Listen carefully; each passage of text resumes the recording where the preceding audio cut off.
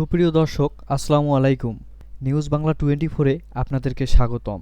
প্রথমেই জানিয়ে দিচ্ছি সংবাদ শিরোনাম। ডিসেম্বরের মধ্যে নির্বাচনের প্রস্তুতি নেওয়ার নির্দেশ দিয়েছেন প্রধান উপদেষ্টা। নির্বাচনে কাজ করবে আইনশৃঙ্খলা রক্ষাকারী বাহিনীর ৮ লাখ সদস্য। সংস্কার ছাড়া কোনো পক্ষ নির্বাচনে গেলে আমরা তার বিরুদ্ধে যাব, হুঁশিয়ারি নাহিদ ইসলামের। শিক্ষার্থীদের ব্ল্যাকেট কর্মসূচিতে লাঠিচার্জ, আহত ২০। এনসিপির কার্যালয়ের সামনে ফের ককটেল বিস্ফোরণ। প্রতীক তালিকায় থাকছে না শাপলা, নীতিগত সিদ্ধান্ত ইসির। এতক্ষণ শুনছিলেন সংবাদ শিরোনাম। পুরো খবর পেতে ভিডিওটি শেষ পর্যন্ত দেখুন। সর্বশেষ খবর পেতে চ্যানেলটি সাবস্ক্রাইব করুন। এবার বিস্তারিত। ত্রয়োদশ জাতীয় সংসদ নির্বাচনের সব প্রস্তুতি ডিসেম্বরের মধ্যেই নেওয়ার নির্দেশনা দিয়েছেন প্রধান উপদেষ্টা অধ্যাপক মোহাম্মদ ইউনূস। আজ বুধবার রাত ৮টায় রাজধানীর ফরেন সার্ভিস একাডেমিতে সংবাদ সম্মেলনে এই তথ্য জানিয়েছেন প্রধান উপদেষ্টার প্রেস সচিব শফিকুল আলম। শফিকুল আলম বলেন, নির্বাচন ঘিরে আইনশৃঙ্খলার বিষয়ে সব প্রস্তুতি ডিসেম্বরের মধ্যেই নিতে বলেছেন প্রধান উপদেষ্টা। এ সময় নির্বাচন সংক্রান্ত আরও কিছু প্রস্তুতির কথা জানান উপপ্রেস সচিব আব্দুল কালাম আজাদ মজুমদার। ত্রয়োদশ জাতীয় সংসদ নির্বাচনের বিষয়ে হওয়া কিছু অগ্রগতি নিয়ে এই সংবাদ সম্মেলন ডাকা হয়। সংবাদ সম্মেলনে শফিকুল আলম বলেন, নির্বাচন ঘিরে সব প্রস্তুতি ডিসেম্বরের মধ্যেই নিতে বলেছেন প্রধান উপদেষ্টা। ডিসেম্বরের মধ্যেই সব প্রস্তুতি শেষ করতে বলেছেন তিনি। শফিকুল আলম বলেন, প্রস্তুতির মধ্যে অনেকগুলো বিষয় আছে, যেমন আইনশৃঙ্খলা রক্ষাকারী বাহিনীতে পুলিশ, বিজিবি, কোস্টগার্ড ১৭,০০০ নতুন সদস্য নেওয়া হচ্ছে। তাদের নিয়োগ ও প্রশিক্ষণ যেন এই সময়ের মধ্যে শেষ হয়, সে বিষয়ে প্রধান উপদেষ্টার নির্দেশ দিয়েছেন।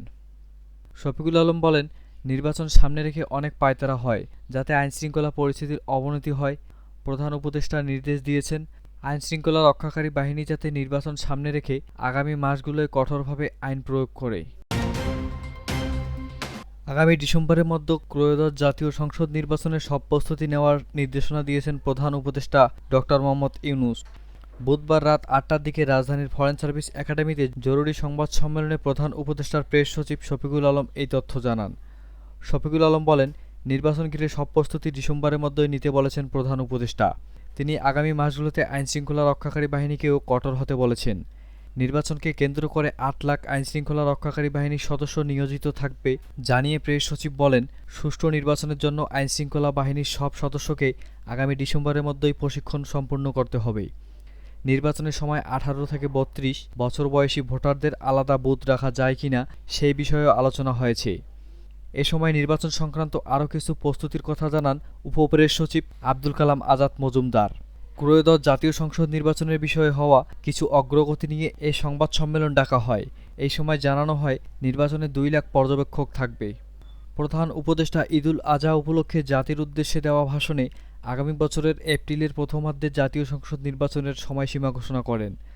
তার এই ঘোষণার কিছু রাজনৈতিক দল সমর্থন জানালেও বিএনপি সহ কয়েকটি দল আপত্তি জানিয়ে চলিত বছরের ডিসেম্বরের মধ্যেই ভোটের দাবি করে। পরে প্রধান উপদেষ্টা লন্ডন সফরে গেলে সেখানে বিএনপির ভারপ্রাপ্ত চেয়ারম্যান তারেক রহমানের সঙ্গে বৈঠক হয়।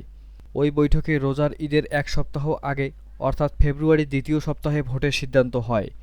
তবে সরকারের পক্ষ থেকে এখনও নির্বাচন কমিশনকে ভোটের বিষয়ে আনুষ্ঠানিকভাবে কিছু জানানো হয়নি বলে কমিশন গণমাধ্যমকে জানিয়েছে। তবে সম্প্রতি প্রধান নির্বাচন কমিশনার এএমএম নাসির উদ্দিন প্রধান উপদেষ্টার সঙ্গে সাক্ষাৎ করেন। জুলাই সনদ গণহত্যার বিচার ও সংস্কার ছাড়া দেশের নির্বাচন হবে না বলে মন্তব্য করেছেন জাতীয় নাগরিক পার্টির এনসিপির আহ্বায়ক নাহিদ ইসলাম। তিনি বলেন, দেশ সংস্কার না করে কোনো নির্বাচন হবে না। কোনো রাজনৈতিক পক্ষ এর সামিল হতে চাইলে আমরা তার বিরুদ্ধে যাব। বুধবার ৯ জুলাই বেলা ২:৩০টার দিকে চুয়াডাঙ্গার শহীদ হাসান চত্বরে এনসিপির জুলাই পদযাত্রায় সংক্ষিপ্ত পথসভায় তিনি এসব কথা বলেন। এ সময় তিনি বলেন, নতুন বাংলাদেশ গড়তে হলে ন্যায় বিচার, সংস্কার ও নতুন সংবিধান, এই ৩টি লক্ষ্য অর্জন করতেই হবে। আমরা এমন এক নতুন বাংলাদেশ গড়ার লড়াই করছি, যেখানে বৈষম্য, ফ্যাসিবাদ, অন্যায়, চাঁদাবাজি ও সন্ত্রাস থাকবে না। এই দেশ গড়তে জুলাই অভ্যুত্থানের চেতনায় ছাত্র যুবকদেরই এগিয়ে আসতে হবে। তিনি আরও বলেন, চুয়াডাঙ্গা সহ বাংলাদেশের সীমান্তবর্তী এলাকায় গত ৫৪ বছর ধরেই সীমান্তে হাজারের উপরে নিরপরাধ কৃষক ও বিভিন্ন মানুষ হত্যা করা হয়েছে। এই ৫৪ বছরে কোনো সরকার তাদের বিরুদ্ধে কোনো পদক্ষেপ নেয়নি। বিএসএফ কোনো সীমান্তরক্ষী বাহিনী নয়, তারা হত্যাকারী হিসেবে পরিণত হয়েছে। বাংলাদেশের মানুষদের খুন করাই যেন তাদের একমাত্র কাজ। চুক্তি অনুযায়ী আমাদের পানির ন্যায্য হিস্সা থেকে বঞ্চিত করা হয়েছে। এই ভারত সরকারের প্রত্যক্ষ ও পরোক্ষ সমর্থনে ওই শেখ হাসিনা সরকার ১৬ বছর ক্ষমতায় টিকে থেকে গুম, খুন ও মানুষকে হত্যা করেছিল। সীমান্ত হত্যা আমরা কোনোভাবেই মেনে নিব না। সংক্ষিপ্ত সমাবেশে নাহিদ ইসলাম আরও বলেন, ২০২৪ সালে আমরা ফ্যাসিস্ট শেখ হাসিনাকে হটিয়ে ভয় ভেঙে দিয়েছি। এখন আর ভয় দেখিয়ে নতুন সংস্কৃতি চালু করতে দেওয়া হবে না। মানুষের উচিত স্থানীয় সমস্যা নিয়েও নির্ভয়ে কথা বলা। আমরা এমন একটি রাজনীতি চাই যা হবে জনগণের জন্য। জুলাই অভ্যুত্থানের পর আর কাউকে যেন দাসের মতো বাঁচতে না হয়। নাগরিকদের অধিকার প্রতিষ্ঠায় এনসিপি জনগণের জন্য রাজনীতি করবে। ঢাকা বিশ্ববিদ্যালয়ের অধিভুক্তি বাতিল করে স্বতন্ত্র কমিশন গঠনের দাবিতে সড়ক অবরোধ বা ব্ল্যাকেট কর্মসূচি পালন করেছে বরিশাল ইঞ্জিনিয়ারিং কলেজের শিক্ষার্থীরা। এ সময় তাদের লাঠিচার্জ করেছে পুলিশ। এতে অন্তত ২০ শিক্ষার্থী আহত হয়েছে বলে দাবি করেছেন কলেজটির শিক্ষার্থীরা। তবে আহতদের মধ্যে ৭ জনকে বরিশাল শের-ই বাংলা চিকিৎসা মহাবিদ্যালয় সেবাচিম হাসপাতালে ভর্তি করা হয়েছে। বুধবার ৯ জুলাই কলেজ সংলগ্ন বরিশাল ভোলা মহাসড়ক অবরোধ বা ব্ল্যাকেট কর্মসূচি পালন করে শিক্ষার্থীরা। প্রশাসনের পক্ষ থেকে দাবি করা হয়েছে, টানা ৪ ঘণ্টা সড়ক অবরোধ করে যানবাহন চলাচলে প্রতিবন্ধকতা সৃষ্টি করে শিক্ষার্থীরা। তাদের দফায় দফায় আলোচনার প্রস্তাব দিয়ে অবরোধ তুলে নেওয়ার অনুরোধ করা হয়। তা না শুনে উল্টো পুলিশ ও সেনা সদস্যদের লক্ষ্য করে শিক্ষার্থীরা ইটপাটকেল ছুড়লে লাঠিচার্জ করে তাদের ছত্রভঙ্গ করা হয়। ঢাকা বিশ্ববিদ্যালয়ের অধিভুক্তি বাতিল করে বিআইটি মডেলের মতো স্বতন্ত্র কমিশনের এক দফা দাবিতে বুধবার সকাল ১০টা থেকে বরিশাল সদর উপজেলায় দুর্গাপুর এলাকায় বরিশাল ভোলা মহাসড়ক অবরোধ বা ব্ল্যাকেট কর্মসূচি পালন শুরু করে শিক্ষার্থীরা। তারা গাছের গুঁড়ি ফেলে এবং বৃষ্টির কারণে সড়কের উপর শামিয়ানা টাঙিয়ে যানবাহন চলাচলে প্রতিবন্ধকতা সৃষ্টি করে। এতে সড়কের দুই পাশে দীর্ঘ যানজট তৈরি হয়, ভোগান্তিতে পড়েন বিভিন্ন গন্তব্যের যাত্রীরা। বরিশাল ইঞ্জিনিয়ারিং কলেজের শিক্ষার্থী ধ্রুব বিশ্বাস জানান, ২ মাস ধরে ঢাকা বিশ্ববিদ্যালয়ের অধিভুক্তি বাতিল করে বিআইটির মতো স্বাধীন কমিশন গঠনের দাবি জানিয়ে আসছেন তারা। ক্যাম্পাসের একাডেমিতে শাটডাউন, ক্লাস পরীক্ষা বাতিল সহ শান্তিপূর্ণভাবে কর্মসূচি পালন করেছেন, কিন্তু ঊর্ধ্বতন কর্মকর্তারা এতে কর্ণপাত করেননি। তাই বাধ্য হয়ে সড়ক অবরোধ বা ব্ল্যাকেট কর্মসূচি পালন শুরু করেন তারা। শিক্ষার্থীরা অভিযোগ করেন, তাদের শান্তিপূর্ণ আন্দোলন কর্মসূচিতে পুলিশ লাঠিচার্জ করেছে। এতে তাদের অন্তত ২০ শিক্ষার্থী আহত হয়েছেন। তাদের দাবি আদায় না হওয়া পর্যন্ত আন্দোলন চালিয়ে যাওয়ার হুঁশিয়ারিও দেন শিক্ষার্থীরা। এদিকে সকালে শিক্ষার্থীরা সড়ক অবরোধ করলে ঘটনাস্থলে যান বন্দর থানা পুলিশ ও সেনাবাহিনীর সদস্যরা। তারা পরিস্থিতি নিয়ন্ত্রণে আনতে শিক্ষার্থীদের সঙ্গে দফায় দফায় কথা বলেন। তাদের সড়ক ছেড়ে ক্যাম্পাসের ভেতরে গিয়ে কর্মসূচি পালনের জন্য বলে, কিন্তু শিক্ষার্থীরা সড়ক ছেড়ে যেতে অস্বীকৃতি জানায়।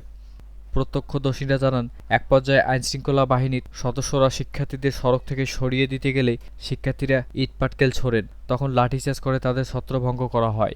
পরে সড়ক থেকে ক্যাম্পাসের গেটের সামনেই অবস্থান নিয়ে বিক্ষোভ করেন শিক্ষার্থীরা। ঘটনাস্থলে থাকা বরিশাল সদর উপজেলার সহকারী কমিশনার ভূমি ও নির্বাহী ম্যাজিস্ট্রেট আজহারুল ইসলাম বলেন, শিক্ষার্থীদের দাবির বিষয়টি নিয়ে আমরা তাদের সঙ্গে বসার চেষ্টা করেছি, তাদের বোঝানোর চেষ্টা করছি। বিষয়টি নিয়ে কিভাবে সমাধান করা যায় সেই পথ খুঁজে বের করার চেষ্টা চলছে। বরিশাল ইঞ্জিনিয়ারিং কলেজের অধ্যক্ষ প্রকৌশলী লিটন রব্বানী কালবেলাকে বলেন, শিক্ষার্থীরা যে এক দফা দাবি তুলেছে সে বিষয়ে মন্ত্রণালয়সহ বিভিন্ন জায়গায় চিঠি পাঠানো হয়েছে। আমরা ঊর্ধ্বতন কর্মকর্তাদের সঙ্গে আলাপ করে বিষয়টি সমাধানের চেষ্টা করছি। শিক্ষার্থীরা রাস্তায় দাঁড়িয়ে আন্দোলন করবে, বৃষ্টিতে ভিজে তাদের অসুখ হবে, এটা আমরাও চাই না। রাজধানীর বাংলা মোটরে জাতীয় নাগরিক পার্টির এনসিপির কেন্দ্রীয় কার্যালয়ের সামনে ফের ককটেল বিস্ফোরণের ঘটনা ঘটেছে। তবে এতে হতাহতের কোনো খবর পাওয়া যায়নি। এ নিয়ে একই স্থানে তৃতীয়বারের মতো ঘটল এই ঘটনা। বুধবার ৯ জুলাই রাত ১১টার দিকে বাংলা মোটর মোড়ে এই বিস্ফোরণের ঘটনা ঘটে বলে জানান এনসিপির যুগ্ম মহাসচিব মুশফিকুর সালেহীন। এ সময় এনসিপির কেন্দ্রীয় কার্যালয়ের সামনে ঢাকা মহানগর দক্ষিণ শাখার জুলাই পদযাত্রার চিত্র প্রদর্শনী করা হয়। এনসিপির যুগ্ম সদস্য সচিব মুশফিকুর সালেহীন সাংবাদিকদের বলেন, এনসিপির কার্যালয়ের সামনে আরও ককটেল বিস্ফোরণের ঘটনা ঘটেছে। কে বা কারা ঘটিয়েছে তা আমরা জানি না। রমনা থানায় ঘটনাটি জানানো হয়েছে। দ্রুত সময়ের মধ্যে ব্যবস্থা নেওয়ার দাবি জানাচ্ছি আমরা।